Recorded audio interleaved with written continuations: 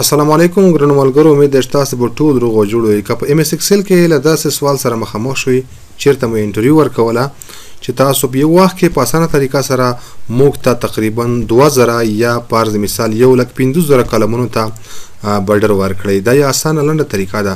نو تاسو به یوازې نیم باکس ته راشئ، دلته به نوشته کې ورته لومړی زه ورته لیکم مثلا کې نوشته کوم یا فرض مثال ډبلیو نوشته کوم او بیا ورته لیکم 1,50,000.